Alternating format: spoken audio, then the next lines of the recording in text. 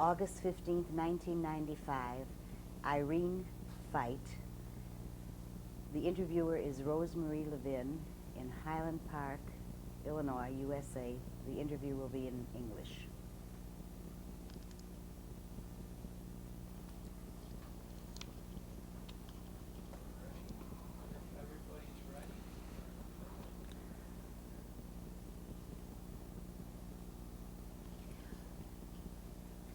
August the 15th, 1995. This is Irene Feit. We are filming in Highland Park, Illinois, USA. Yes. And my name is Rosemarie Levin. And I'm Irene Feit. Would you spell that for us, please? This Irenefeit.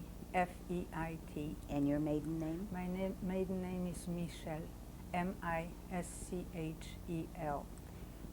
And your birth date? Yeah, and I was born July 14, 1925 in Drohobych, which was Poland at that time, which is Ukraine now.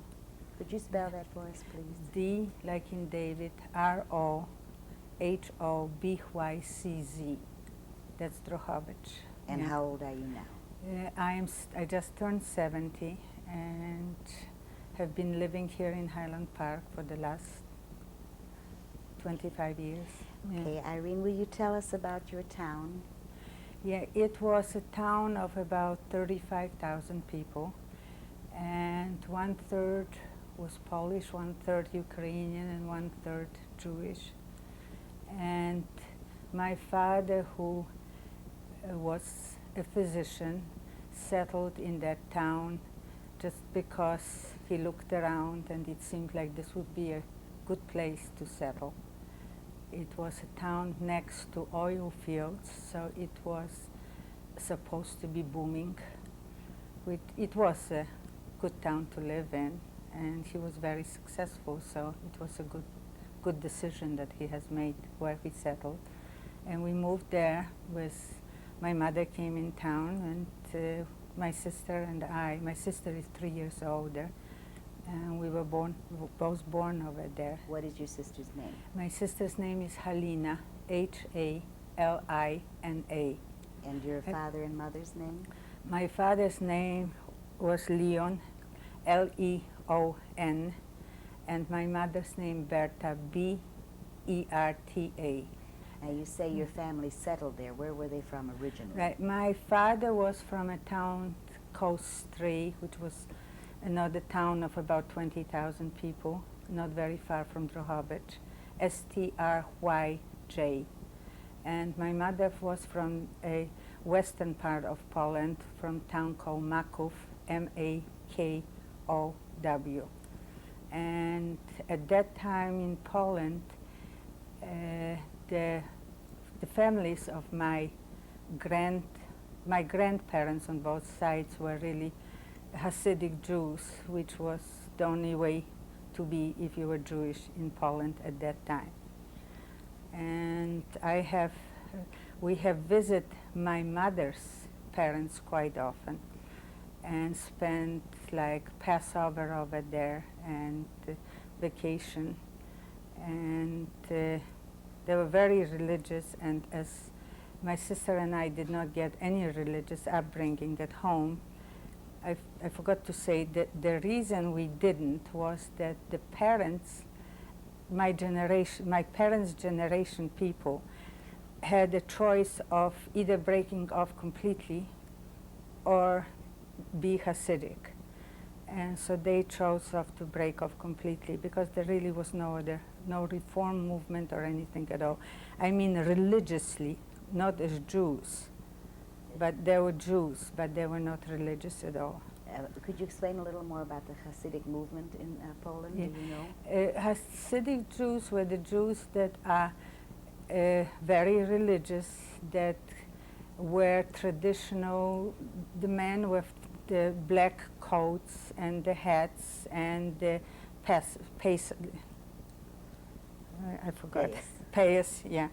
And my grandmother was wearing a wig, and of course they had kosher home, and I know that my sister and I would get in trouble there because we would pick flowers on Saturday, and that was not allowed. And you couldn't carry a handkerchief on Saturday because that was not allowed. And I did not realize till my mother told me much later, my grandfather, who was a chain smoker, and of course did not smoke on Saturday, was just the sweetest man 6 days a week, and was just awful on Saturday because I guess he was so nervous because he was off cigarettes. And you say you and your sister went there often to this village? We did. It wasn't, and my mother. I have no recollection of my father ever coming with us. And my father had a practice. He was a physician, and we were well off, but we never had a lot of money, so I presume he had to stay and work. Yeah, but and what were the sort of things that you did there? We tried to stay out of trouble most of the time, and we played. My grandparents had a small, I couldn't call it factory, but they were making wheelbarrows somehow, and there was always something to do over there. And it was in the mountains, and there were streams, and there were mountains to walk, and it was wonderful. It was very nice. Now, where in the town that you lived in when you went to school? Tell us about your school.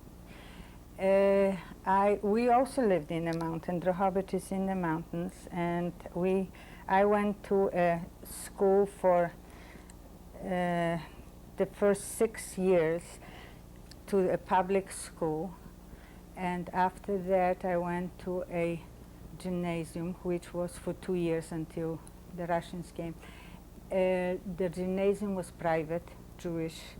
There was no public school for girls in my hometown. Some towns had it, public gymnasium for girls. And anyhow, the situation was such that our school really became co-educational because the boys, the Jewish boys, could not get into the public school anymore. And even the ones that could, because their father was influential, didn't want to because of the anti-Semitism in the schools. So our school became co-educational. And it was a very good school, what I understand. I don't know. At that time, I did well in school. I had no problems. And I had a very, very good childhood, very nice childhood. Prior to the gymnasium, when you went to the public school, did you experience anti-Semitism there?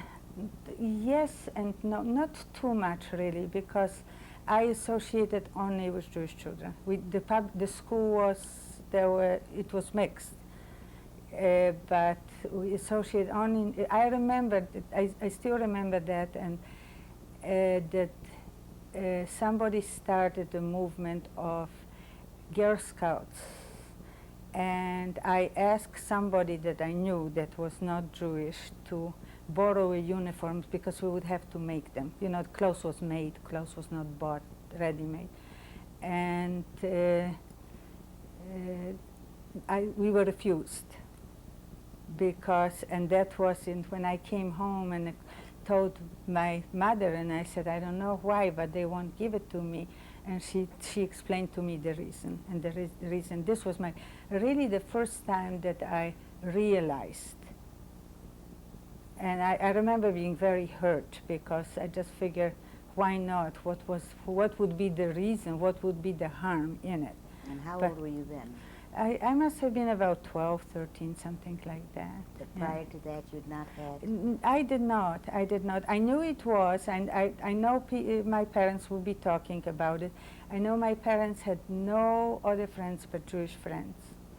And although my father had associates because he was a physician and there weren't that many, but that many physicians in town. So he did have, but I know my parents spent their social life was going to a bridge club they played bridge every night, and that club was called Jewish Intelligentsia Club, and that's where their friends were. And so I practically had no contact. And what about the neighborhood that you lived in? We lived always on the main street in we did not live in the Jewish section, if that's the question. No, we did not. We lived on the main street, and we had a very nice apartment. And even just before the war, we moved to an even nicer apartment on the same main street, just a few blocks further. And my father had his practice right at home. That was, he had 2 rooms, and those 2 rooms, one was waiting room and one was his examining room, and that was practice. I think everybody worked like that, as I can remember. Yeah. And what about your extended family? Did they also live in this, other than your grandparents that you talked about? Did they live there? My father was so pleased with coming to this Drohobych town that his brother, who is also a physician, they both, by the way, went to medical school in Vienna, and they were like student prince, in the opera, because when my father was telling me, he had no means of support at all. They were in Vienna.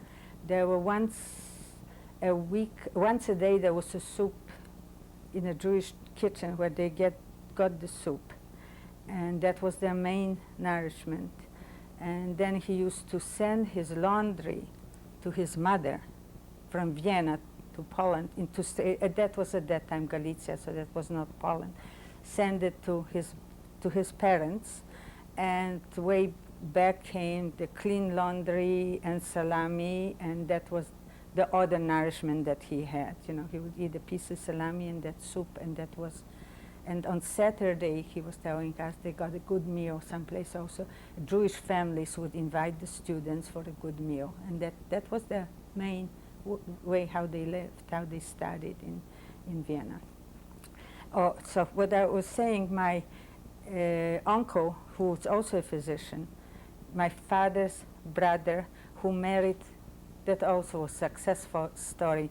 My father married my mother, although she didn't have any dowry, which was a doctor could expect a dowry.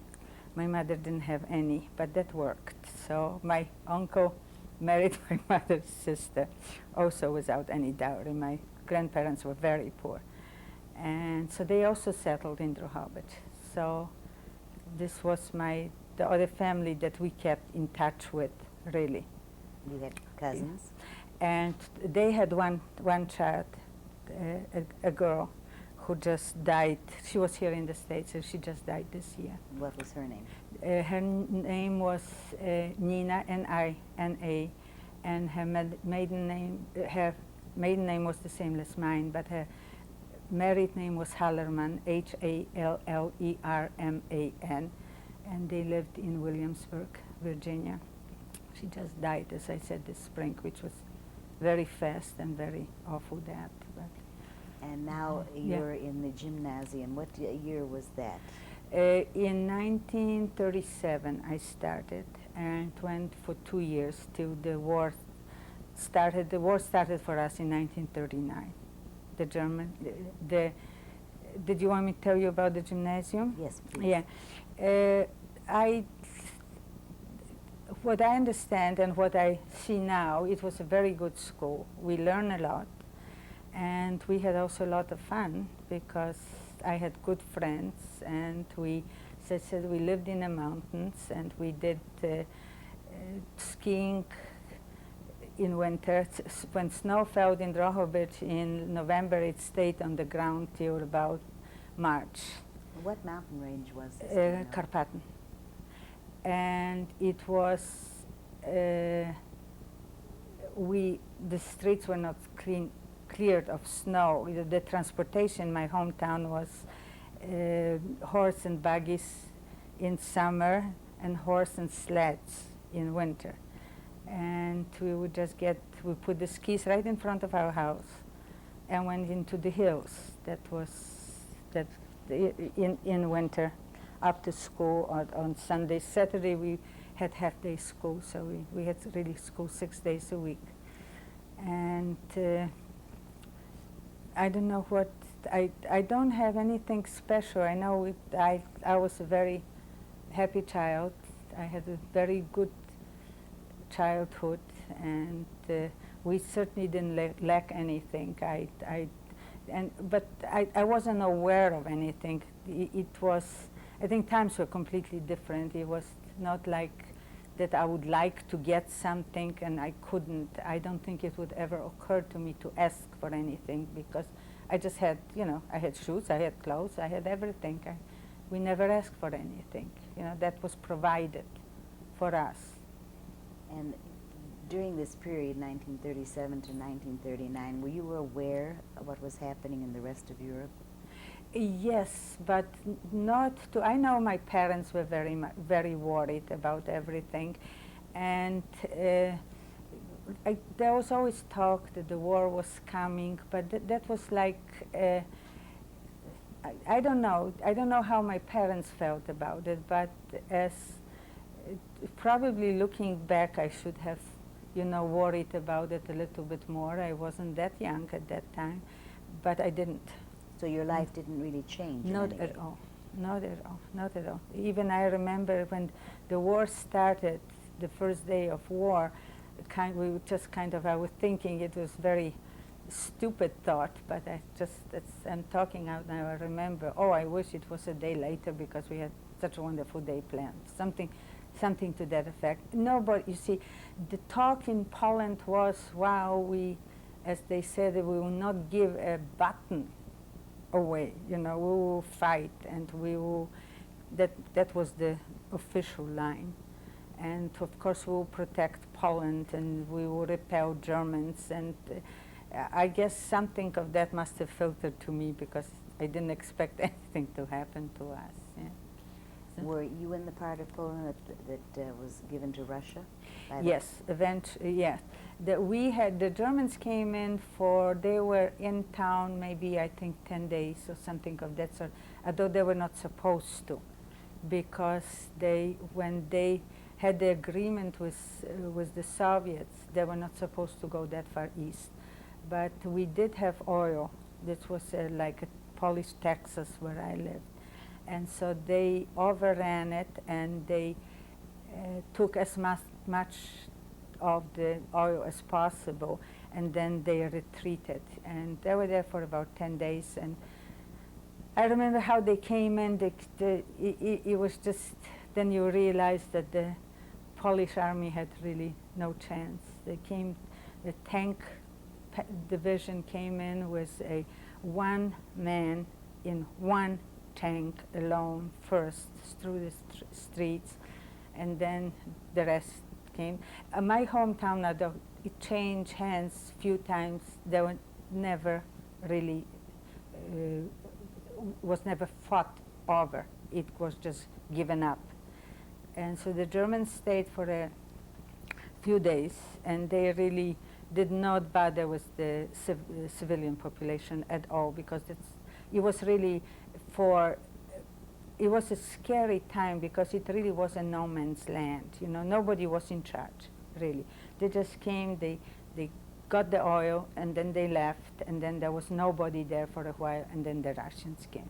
What happened? That was in 1941. What happened when the Russians came? The Russians did not change my life very much. They changed the life of the grown-ups. We had our apartment, we had to give up part of our apartment, which for me, it was not, I didn't care that much. And we went to school. The school was different, because Russian schools are on 10-year. Russian schools are not, in Poland the school was 12, 6 and 6, and in Russian is one school, 10 years. So they like to put all the children in one school. So we went to school in the afternoon rather than in the morning, which meant less school, which was okay. Was the yeah. town actually occupied by Russian troops? Oh, I really don't know. The Russians just came in. We were there under Russians from 39 to 41. It was the part of Poland that was Poland was divided between Germans and Russians, and we were under Russians' occupation, or the Russians were there, right? And you know, life was much less rich as before, and but my physician, being a physician is one of the best professions that you can think of during the war, and so my father again was able to provide for us, and I was going to school, learning Russian because we had Russians every day, I think 1 or 2 hours a day.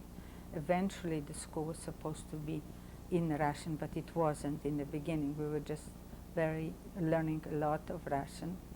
The only thing I remember that was a big hardship at that time, the schools were not heated, and that is a very cold part of Poland.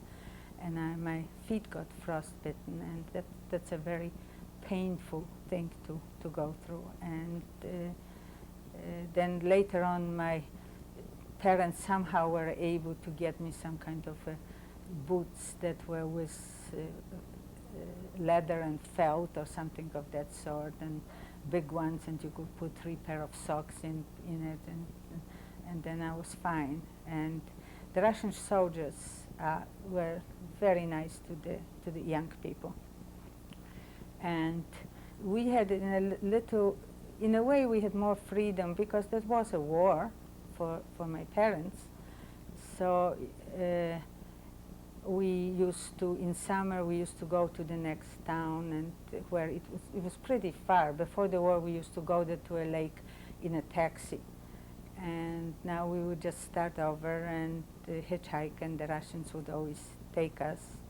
And I guess the parents had to agree to that kind of freedom. When I'm looking back at it, you know, I'm a little bit surprised, but we had much more freedom of doing what we just wanted to do. So I really did not have a bad time during that time. Yeah. And at that time, were you aware of what was happening in the rest of Poland? Right, yes, right, in the West. But that really, the very bad times did not start till 41, even in Western Poland. What happened in 41? Yeah. No, I mean, the Germans were not as aggressively eliminated Jews at that time. My grandparents, the one that we used to visit, I understand from, it's not 100% sure, but my parents died right in 1939. They had to leave their place, and while they were walking, they both just died someplace along the way. How, we never found out. So there were a lot of people being killed, but there was not extermination yet. There were no camps at that time. So those were rumors mostly. And most people don't like to believe in bad things. And so, and we also saw the people in 39, where people were escaping from Western Poland and telling, you know, we always had people coming through, and they were always saying, don't leave. When you have a roof over your head, then at least you know you have something. Don't run away. Don't run away, just stay where you are. So I guess that might have been the mentality at that time, because in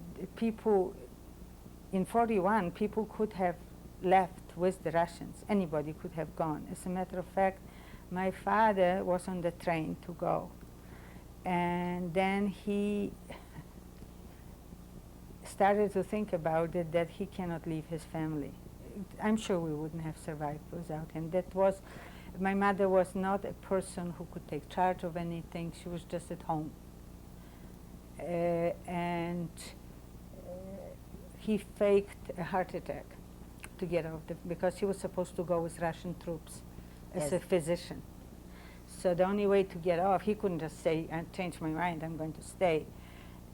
he faked a heart attack, and so they let him stay. And he came back, and I'm sure he said us all that there was no way that we could have survived without. I don't know with any family where without a man. No, my husband's family. I'm sorry. His mother was a very brave woman, and she could do it. But very few women could have done it. So the families then were not allowed to go with the men to Russia? No, that there were. No, this was a different thing, really. People could go as refugees. My father was going as a kind of drafted person. That would be different. We could not go with him. He was supposed to be with the army, with the Russian army, so we could not go with him. That wasn't. And when he came back, what happened then? He continued his practice, or? My father was in the German, not German, but Austrian army during the First World War. And he studied in Vienna, and he and few other Jewish physicians in my hometown were chosen by the SS to be their personal physicians. So we had been quite protected for a while, at least. And he did not really have a practice. Everything was forbidden to Jews. Everything was under penalty of death. You couldn't go to school. You couldn't be on the street after a certain hour. You couldn't go on the street without the star of the David on your arm. You could not do everything. Every penalty was a penalty of death. So, but he did. You know, everybody did. And so we had.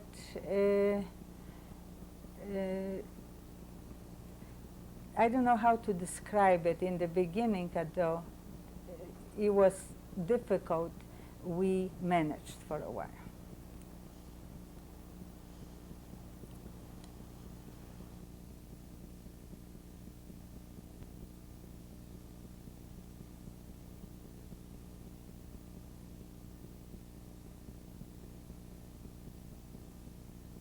Irene Feit. Irene, you mentioned your father was a physician for the SS. When did the Germans actually come into your town? The German came in 1941, in June of 1941. They came to town, and again, it was just a transition. There was no fighting at all. And the Russians just withdrew, and the Germans came in. And at that time, there was really panic because there was no questions that the Germans were there and the horrible times were coming. We never expected the whole horror, but we knew it would be very, very, very difficult. And in the beginning, the worst part in town really was hunger. And my father was in the working for the Jewish hospital, because then they opened a Jewish hospital, and in a part of town that was a Jewish town, and it was like a ghetto at that time, but it was an open ghetto, and we did not live over there at all. We had to move from the apartment that we had before, but it wasn't bad, and it was small. And then by that time, my sister, who was in Lvov, Was it what? Lvov, L-W-O-W, Lemberg, I don't know if Yes, that's. yes. And she was studying. She started to study medicine, and she was in love and engaged to a young man who was also studying medicine. And so at that time they decided they got. My father was, for the times, we were pretty well off. And I would say we were hungry, but we were not starving. There was, you know, we were making, I remember my mother making hamburgers with baking soda, so you felt like you ate more because they puffed up a little bit or something of that sort. But we were not starving. Was food rationed? No, food was up to you. Whatever you get, the food for Polish people was rationed. For Jews was not non-existing. Then you had to. You wanted to eat, you had to find it. And my father was the biggest cause of death in the beginning was from hunger. People were brought to the hospital, swollen, and from hunger. And that's where my father, who also was a physician to other Germans, not only the Gestapo people, met Eberhard Helmrich, who later on saved my life too, and talked to him about it. He was about the hunger, and from then on, that man, a German, was sending. I'm sorry. Sending food to the ghetto, not in quantities that would feed everybody, but some people at least. Anyhow, I don't know why I got so emotional now, because my life really wasn't so bad, and we had an apartment. My sister and my brother-in-law were there, and we were all together. And then another man, a cousin of my mother, he lived someplace in Germany before the war, I don't know where, and he somehow came through our hometown, and he stayed with us too. I don't even remember his name, but he was with us for quite a few years. Oh, some time, not a few years. And that at the same time, one time,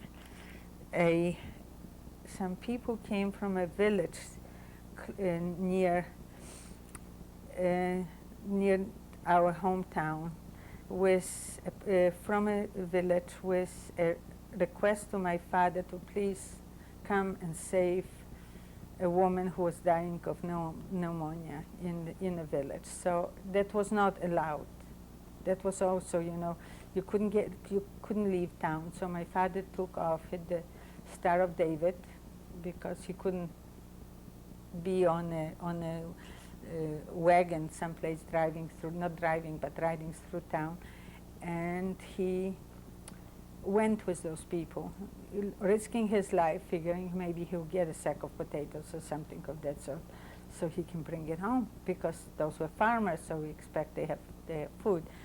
And he went there, he spent the night, and pulled the woman through, and came back without anything, without any food, because they were so poor they had absolutely nothing. Those are the people who saved my life later. So I don't know if you want it chronologically, or do you want it what should I tell you next? I don't know. What happened next? What happened next? So in fall of, and so I don't know, the life just got on. I don't remember. I was learning something. Our friends who were former teachers in the gymnasium would come and give us lessons, and we learned something. And otherwise, we just, the life, you just stayed alive, one day by day. And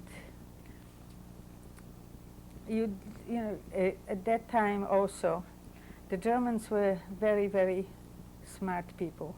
They could divide the population by those who die and those who will not. And they'll tell you, don't worry about it, nothing is going to happen to you. And in the meantime, most of the Jews in town were in the ghetto. We were not. We never did go to ghetto. And we stayed in this apartment, and the Germans, or the Gestapo really, there were pogroms.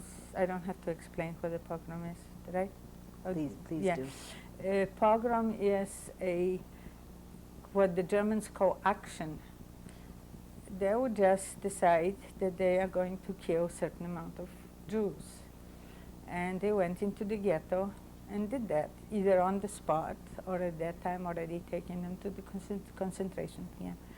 Quite a few people were just killed on the spot, and we were always saved from that.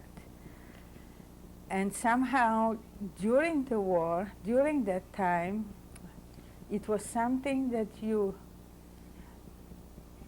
accepted because, in a way you were thinking, so this time you don't get killed. You get killed a few months later, so it really didn't matter that much.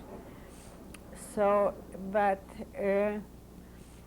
and then we learned after, after those pogroms, there will be a few weeks or few months, nothing was happening, and then we will learn, who got get killed. It was a small town, people knew each other, and so we knew that.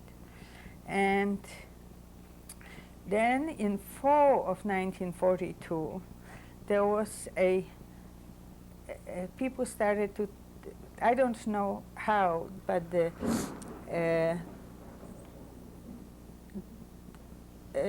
my parents and their friends and everybody else decided that this is going to be the end of all the Jews in our hometown, so decided, if possible, to save the children. There was no way that everybody could be saved, so they decided to send the children out. Now, I'm sorry, I mean, they meaning who? The Jewish parents. Were there leaders, or was it No, organized? that was not organized at all. That was just the thought that this is the end of the end is coming for everybody, that nobody is going to survive that in Drohobych. So this decision was made to send the children out. So my parents I remember they had, I don't know how much it was, I don't remember anymore. They had some gold coins. They sold the gold coins, divided it in four, my sister, me, and for them, and gave. My sister and her husband went to Warsaw, and they got me false papers, false birth certificate. False papers meaning papers that I was not Jewish, and got, I don't know how, everything can be bought, especially during the war, everything could be bought. And they got somebody in Lviv, in a post office, that got me a job over there. The job was in the office, but later on I found out that in the main, wherever the papers were checked, in the personnel office, I wasn't entered at all. I was non-existent. And I was sent to Lviv. This same man who sent the food before Eberhard Helmrich, the same man sent his chauffeur and one of the German people that worked for him with me to Lviv. He drove me, he sent me to Lviv by car. But then, which was just an unbelievable thing to do for anybody. And when I got to Lviv, I was on my own. And those things, I was there about 4 or 5 months, and that was, I think, the hardest. How old were you? That was in 42, so I was 17. And where did you live? That also they got for me, a place. I had a room. I had a made-up story that my parents were killed during the Russians killed my parents, which was a story that every Jewish child had, the same story. It was looking back at it, it was like almost like sending somebody to be killed. but they thought that there for sure nobody's going to survive in Drahovic, and this was the chance. That was one chance, and I did survive, so it was okay. And we went to. I was there alone. I would go to work, and I spent a lot of time in church because there was a good place where you could sit and cry. And at that time, also, there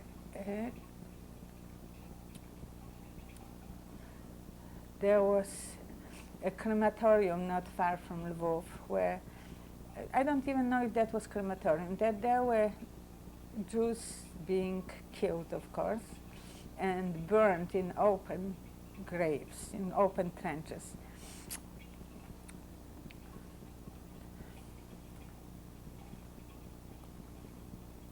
I'm sorry.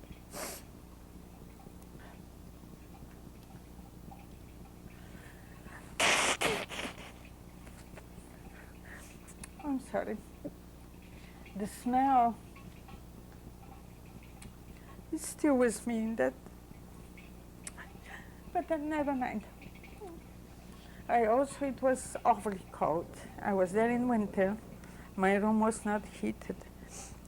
It was a very difficult time. Then one day I was at work and I heard somebody talking, one person talking to another and saying, you know, there is some Jewish girl over here. They found out that she's working here and she's not even registered any place. So I knew it was me. So I just went from there to the railroad station. And the only place I knew was to go back home. But that probably would have been very bad because somebody would have recognized me and denounced me. So, and when I went to the railroad station, and I still had the money, whatever I had with me, I could get a train to Stray, where my father was from and where one of his brothers lived. So you just couldn't go and buy a ticket. You had to have the permission. So there was, you stand there and somebody said, do you need anything? And you say, yes, I need the permission to go to buy a ticket, and you buy it. So I got it. And I went to Stray. And when I got over there, the railroad stations were the worst places people were caught at railroad station. The Jews were caught at railroad station. The Poles had a knack of recognizing Jews. They were tremendously helpful to the Germans who did not recognize Jews. They didn't know who, when they look at you, they didn't know who you were. The Poles did. And so it was one of the most dangerous places to be, but it worked for me. I got to Stray, and I walked from the railroad station to the ghetto, which was not closed ghetto at that time in Stray, and I went to my uncle. And they called, same man again, Henry, and he sent again a chauffeur, who was a German, to the ghetto to pick me up. And I came, he picked me, not only he picked me up, but he took me to his apartment at that time, where I spent 2 weeks because they were afraid that somebody was looking, that somebody did recognize me and somebody might be looking for me. So I spent 2 weeks over there. The first day when I arrived over there, he walked in, he was a very, very distinguished, good-looking man, and he walked into the room and he shook my hand.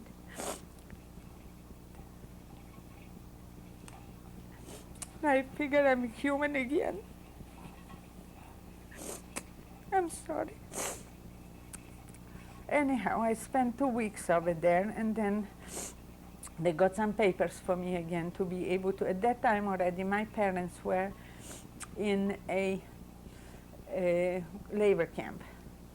The labor camp really was not a camp per se.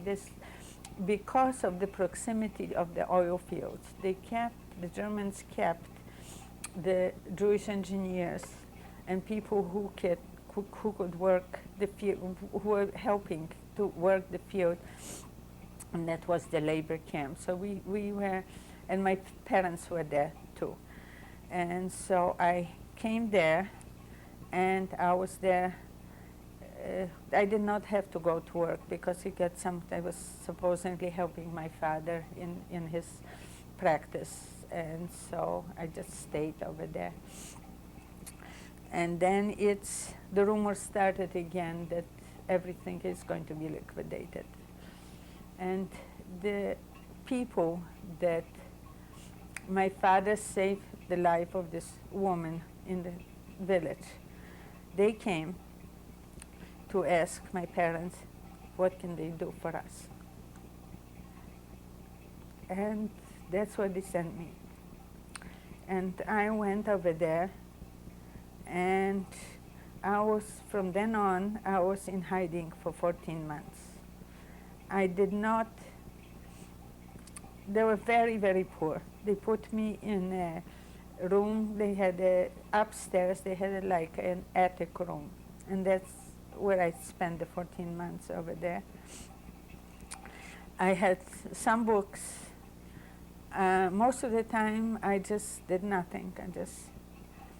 But it just seems like it was okay. I don't know. And I didn't know anything about my parents. I didn't know anything about my sister. My parents eventually, because it has been liquidated, my parents went into a hiding. People in my hometown took 39 people and kept them in the basement of their house. Poles.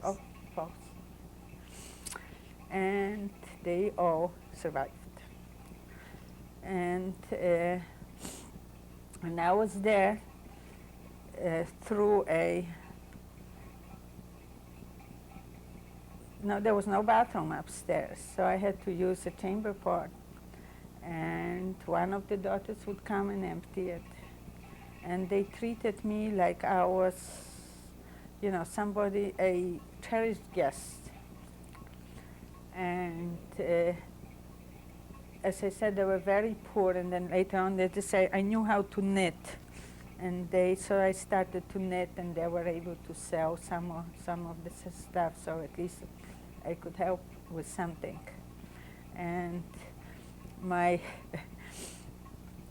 one time, this is one of the highlights of the thing, I read the book. They had somehow they got hold of it, I don't know, because they asked people for books and to bring it to me, and they brought me a Mellon book about Winnie the Pooh. And I remember years later when I was walking in, I forgot the name. I knew it was translated from English, and I didn't know what was it. I just remember how much I loved that book. And I was walking in New York after the war, and so at FAO Schwartz, they had a display of original Winnie the Pooh books. And I remember being so thrilled to rediscover that. And my children didn't appreciate it very much, but I read it to them all the time because I thought it was so wonderful. But anyhow, toward the end of the war, we were because nothing really was happening over there, just sitting there. I remember I had dreams that were extremely vivid, very colorful, in like technicolor dreams. And I guess this was my life then. I don't know, because nothing really was happening to me. And toward the end, we started to get bombarded by the Americans, which was just wonderful because nobody expected to die from American bombs. They were friendly bombs. And the people that were hiding me, by the way, the name was Kozłowski, Kozlowski.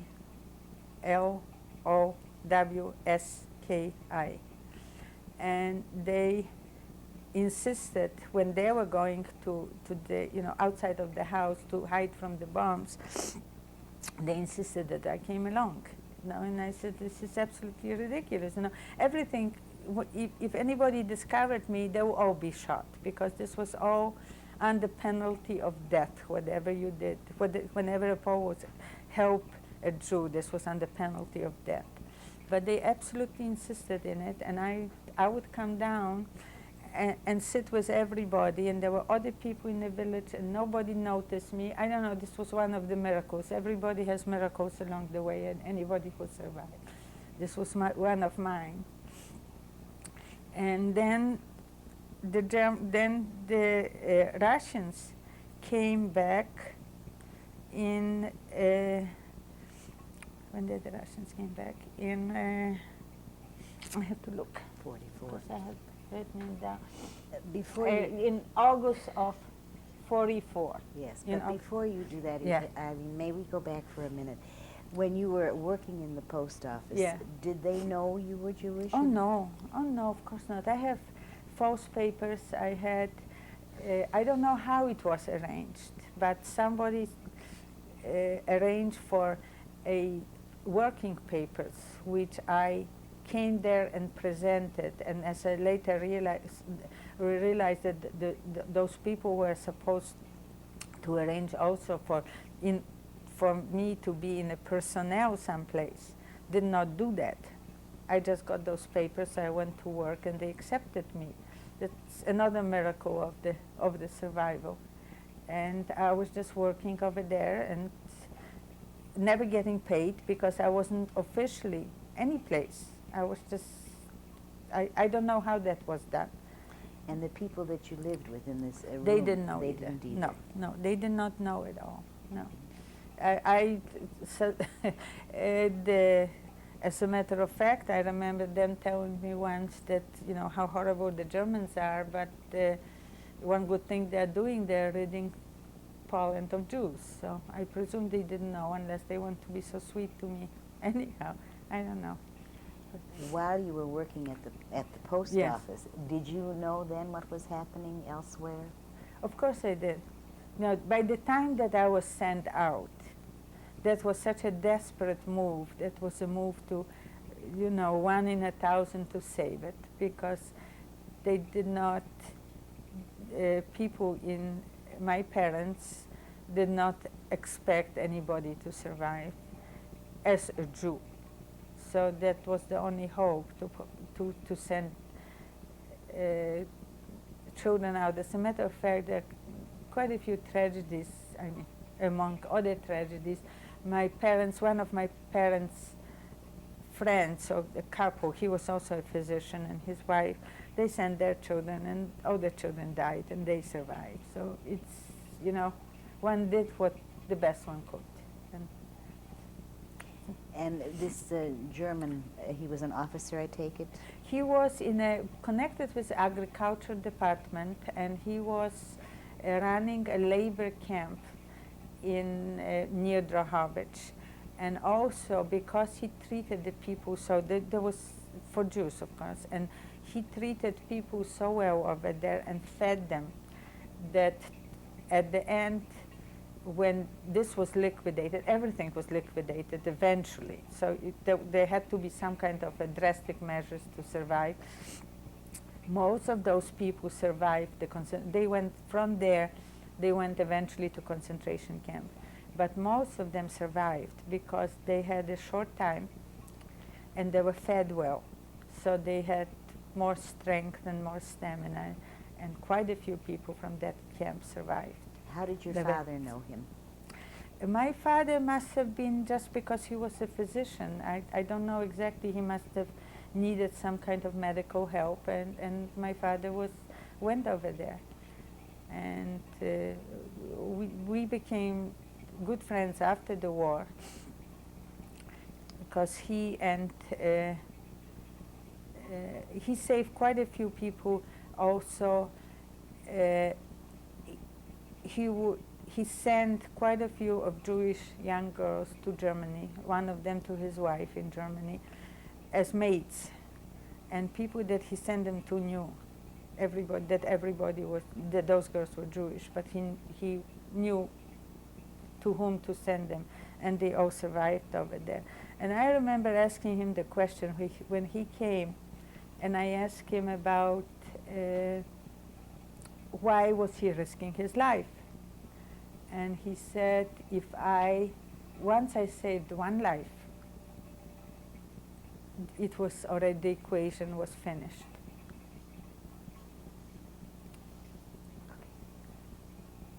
Don't tell this.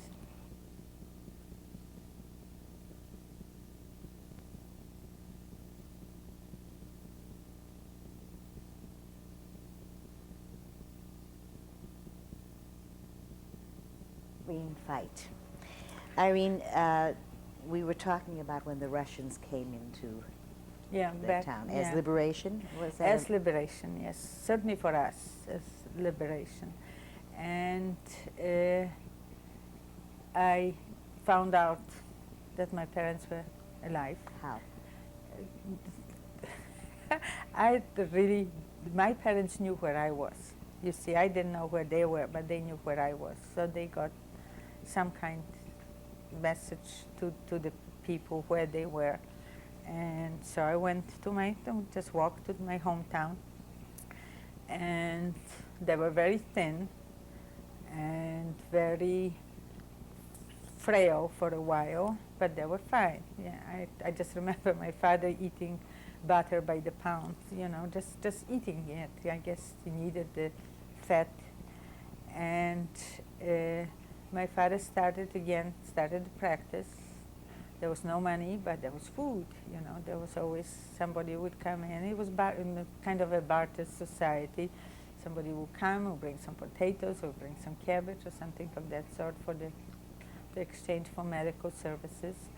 And eventually, by the time Warsaw was taken, which was a couple of months later, I forget how, but we found out that my sister and her husband survived also. Were they in the ghetto in Warsaw? No, they were not. They were on false papers. They were all the time. Once they left the Drohobych, they were on false papers. They went through absolutely harrowing times, but they did survive. And then also there were a handful of young people in Drohobych then, and there was a place where people could go, and there were messages coming from Germany, not from Western Poland, and from Russia, and from about survivors. So that was the excuse me, a thing to do, just to go and see who survived, and because people were looking for relatives. And because my schooling was interrupted and we wanted to get a high school diploma somehow, the only choice for me was to go to Ukrainian school, because there you could finish 2 years in one. And for that you had to be working. You were not allowed to go to that school. I forgot for what reason. So it was, as it is during the war, you falsify another thing. So I was supposedly working, and I was going to that school, which was really a joke, because we didn't learn anything. But still I got my high school diploma this way. And our main time was, this was the time when I don't know, I think most of the other people too, started to really feel the guilt. I know we used to get together with my friends, the handful of us, every day, and we used to smoke, learn how to smoke, and we used to drink an enormous amount. We just to get drunk, because all you do then and for years to come, just talk about the war. And the guilt, now during the time when there's killing around you, you feel, okay, so your friend died, but you die tomorrow.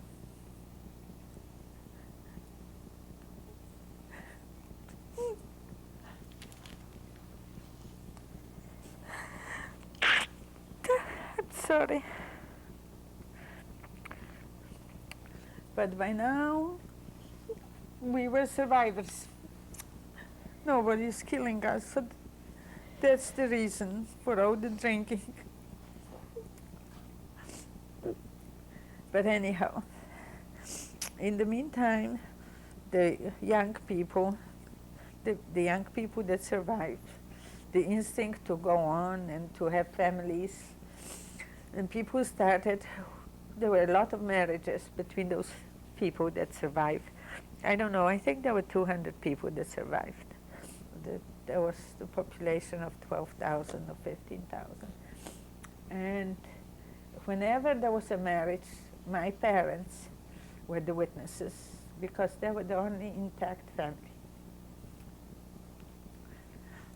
I mean, intact meaning parents and children, because they lost.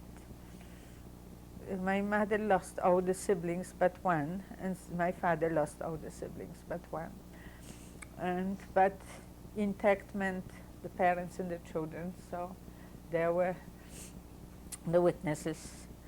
And we stayed in this Rehoboth for until it was possible to leave, because that became Russia now, and the people who used to be citizens of Poland before the war could go west, and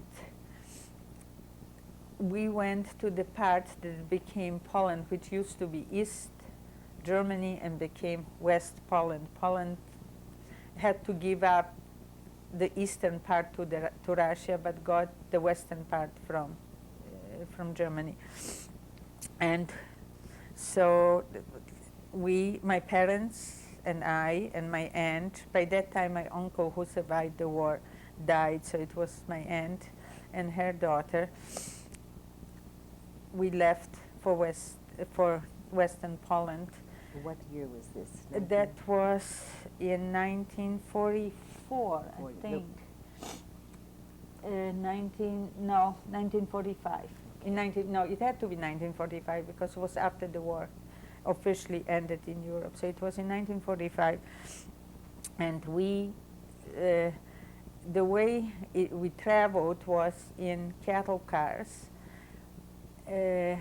which for me it was a lark. For my parents it wasn't at all, because you sat on the crates. There was nothing else. There were no facilities. When the train stopped, and the train would stop any place and stay there for days, hours, minutes, you never knew. That was the only time that one could go and relieve oneself, because there were no facilities. And when the train started to move, you had to run and get back on the train. And as a matter of fact, in one place my father went with the bucket trying to get some water and went to a house which was nearby, and they allowed him to use the toilet, and he was so thrilled that he missed the train. And so we were going, but somebody gave him Russians were very good as far as helping people, like giving them a ride, sharing food, sharing tobacco, because they were mostly people that knew what means not to have anything, and they were willing to share it. So they gave my father a lift to the next town. So there he was with the bucket, standing there, and I remember my aunt asking him where was the water, but he didn't bring any water. He had an empty bucket. And we moved the way it was done, that you went to some kind of an official place and said, here I am and I need an apartment, and they give you the keys, and we walked into an apartment, which was a very nice apartment. And where did you go? What town was that? Gliwice, WICE. And as again, my father started to practice, and it was and managed to make a pretty good living. But now Poland was under communism now, or? That's right. That is the Poland under communism after And 1945. he was able to work independently then? Yes, he was. He was able to work independently. And my sister and her husband came back, and they settled in town not far. First of all, they both had to finish medicine, so they went to Wrocław, which is Breslau, and they finished medicine, and then they settled not very far from my parents. And I decided to leave. I didn't want to stay over there, so I just left. My parents were not too happy about it, but I just didn't want to stay over there. And the borders were fluid at that time. You just paid somebody to get you through the border, and I went through from Poland through Czechoslovakia. I went to Germany, and went to Frankfurt in Germany, where I started with because I have my wonderful high school diploma. I enrolled at the university in Frankfurt, Germany. And I was not in a DP camp. However, I was supported as a DP. By whom? By the Americans, through the Jewish organizations. At that time, it was very divided who took care of whom. And it was a difficult time. It was difficult to be in Germany because the Germans were people, nobody knew anything. Nobody wanted to admit anything. They never knew. Nobody knew what was going on. And there again, I found a group of people and talk a lot, always talking. No matter what you started to talk about, you could have started to say anything about the weather and about your studies or anything, and then somebody would say something about their experiences during the war, and just to the very end, as long as you stayed together, that was the subject. And that, I don't know when it ended, but it ended someplace. I was still already in the States when it ended. I don't know how many years.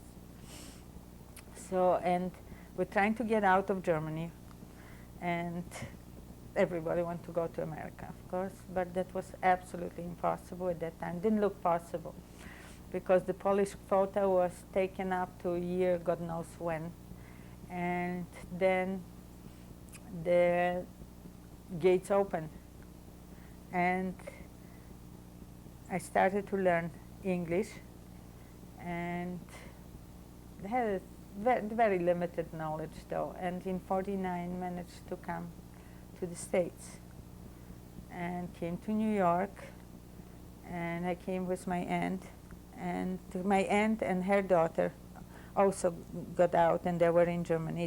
They also didn't want to stay in Poland. My parents at that time stayed in Poland, and so did my sister and brother-in-law.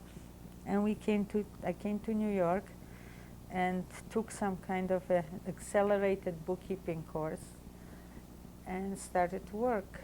After I lied about my experience, came to the States, and I said, never again in my entire life am I going to tell a lie, because for such a long time during the war, you were dependent on what you remembered, what kind of a lie you said, and what kind of a paper you showed, and so on.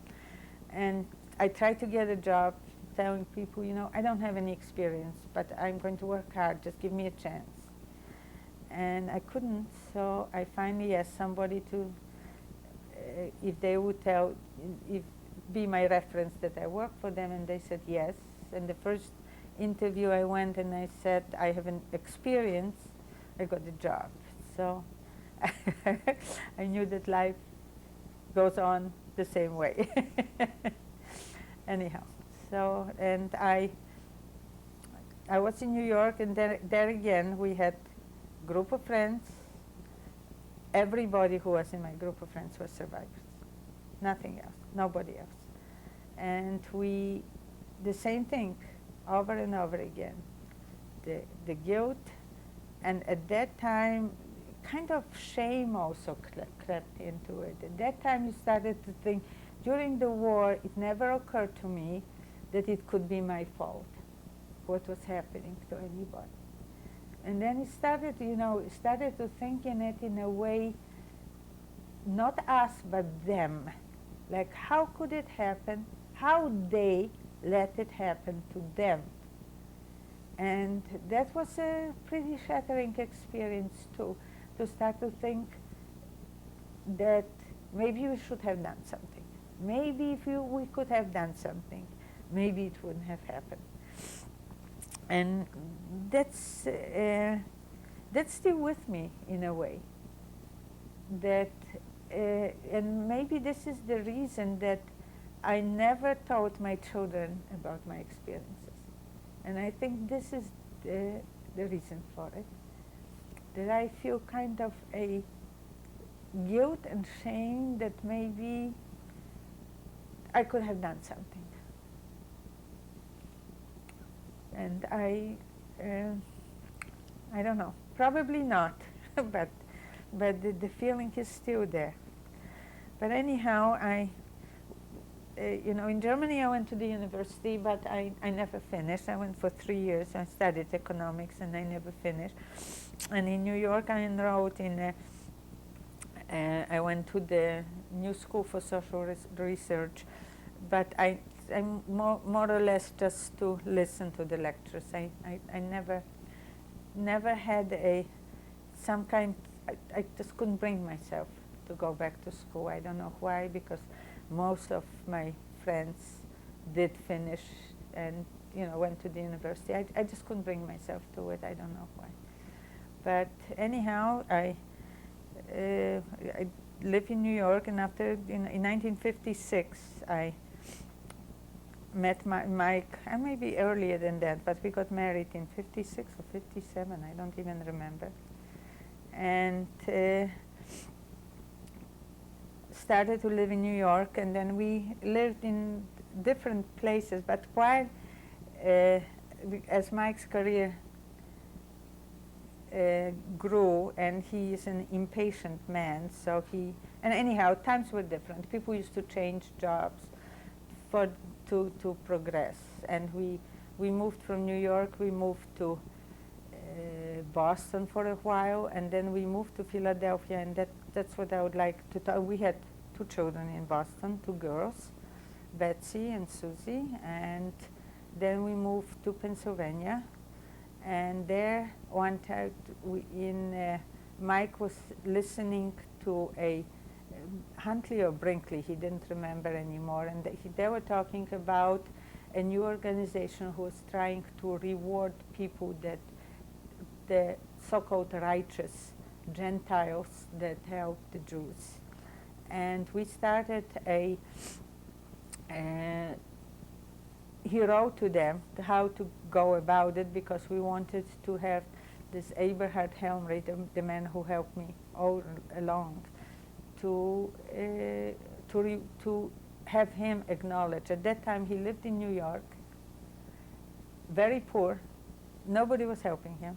He came to the States on a preference visa, because he was an agriculture expert, but couldn't get a job. And so we were trying to get him some kind of acknowledgement. And we really started the campaign in the name of my father, because he knew Helmrichs very well. And we did accomplish it, and he became one of the first righteous and he has a tree in his honor planted in Yad Vashem. Israel. In Israel, I'm sorry, in Yad Vashem, in the Holocaust Museum, and on the Avenue of the Righteous. and we have, I have gotten in touch with the survivors from my hometown, and we have got some money together and had a dinner for him, and also bought a ticket to Israel because he was honored by the Israeli consulate, but he got a right to go to plant the tree himself, but not the means to do it. So we collected the money and got the ticket for him and his new wife. He did marry one of the Jewish girls, and he was estranged from his wife at the time during the war. And the girl that was there when I was brought into his place, he married her, and so we got tickets for them to go to Israel, and then the Israeli people in Israel were going to take over. But that was in 1966, where the Six-Day War started, and so he had to wait they stopped it at that time, so he had to wait another year. But he did go to Israel eventually and planted the tree, and the main thing was that the Jewish community got aware of him and helped him from then on. And they had more comfortable life. He got a decent job and was able, till his death, was able to live comfortably in New York. And for us, we moved from Philadelphia to Chicago, and here we are. We have raised our 2 children, and here we are. Is there anything else that you'd like to add, Irene? I don't know. Do you need anything? Thank you.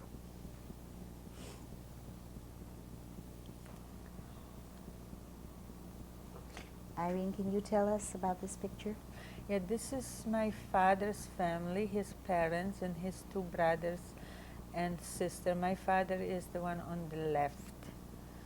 And my grandfather died before the war, and the youngest brother on the right is the one that was in my hometown, and he survived the war, died right after them. And the rest of them died during the war, including their families, the children and their families. And the one standing, the tallest one, is the one that I was in Street, where I ran away when I was on false papers. That's where I ran to him. And his name was? Wowek, W-O-W-E-K.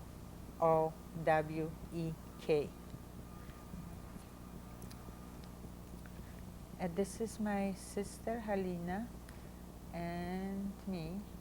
At the age, I would imagine about 5 and 6 for me, and she is 3 years older. And I'm just thrilled that we have that picture.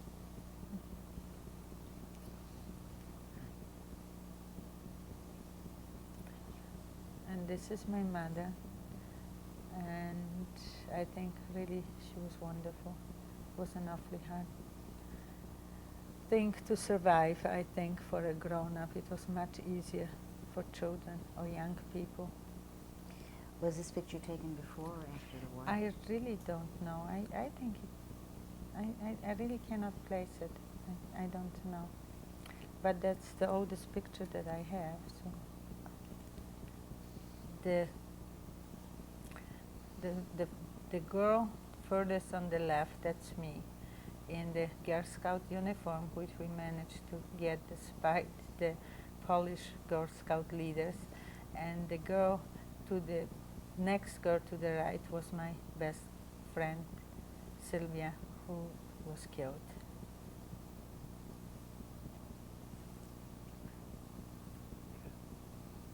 On some kind of an excursion, I know we were in Gdańsk in 1939 on vacation, possibly was there, and I am the girl to the right, and my mother is sitting in three people over. It's my mother, and I presume it's 1939.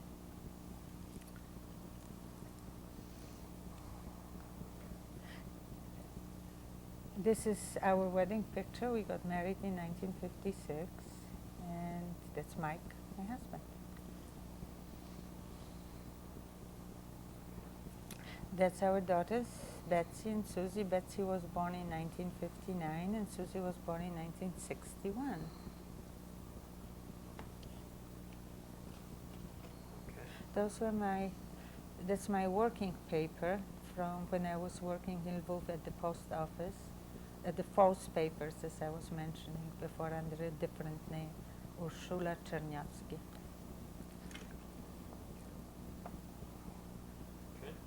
Okay. This is a note, again, false papers that were prepared for me, which I did not use. Maybe this belongs to this more than.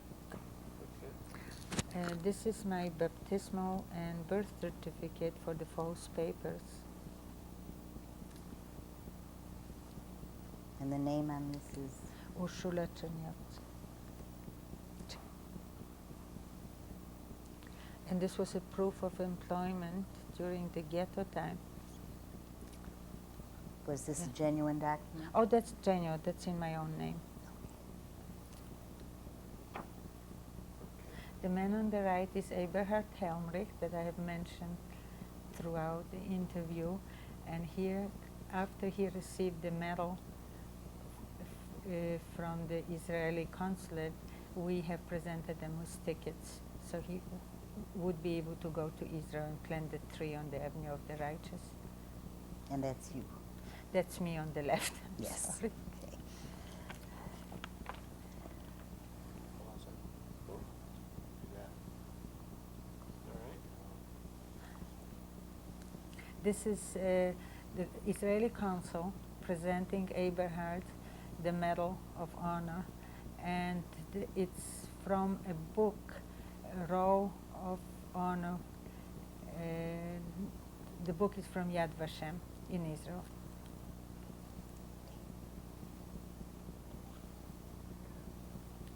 The woman in blue is the daughter of the people that saved my life when I was in hiding.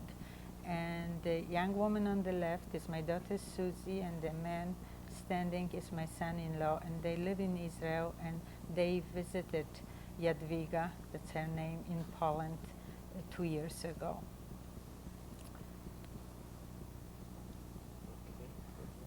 Okay, the young couple in the middle is Susan and Eitan at their wedding, and it's my whole family came to that wedding, and Mike and I are on the right, and on the left is my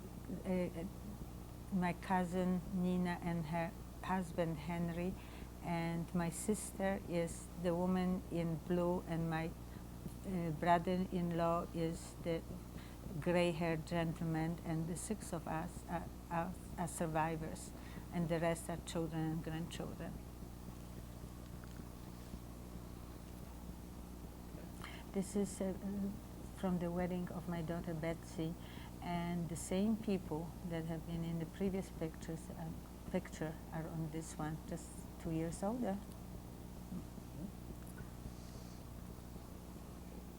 And this is a picture of my father with Betsy and Susie when they were little girls, and he adored them.